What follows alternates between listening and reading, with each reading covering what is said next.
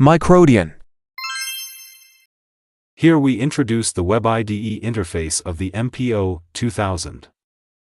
Before using the browser to connect, we need to set the IP address of the MPO network interface. We can set DHCP to on and wait for the system to automatically configure the IP address. Note down this IP address.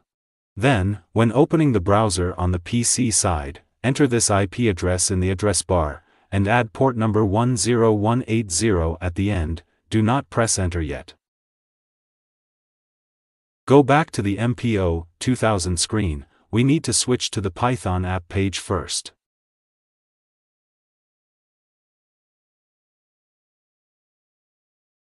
Click on the web_IDE app to start the server.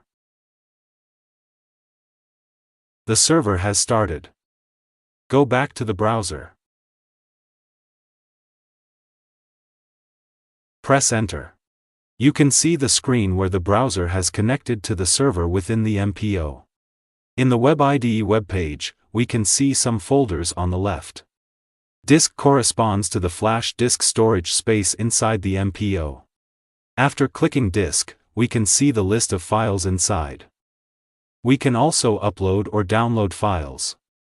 The middle area is a text editor. For editing the Python files we selected.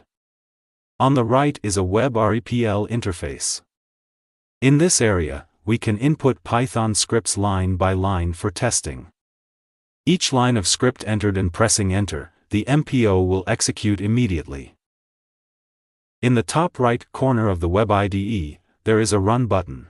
After pressing it, the Python file displayed in the center will be loaded into the MPO. Here we select a BJTIV Curve Python app to test with the demo board.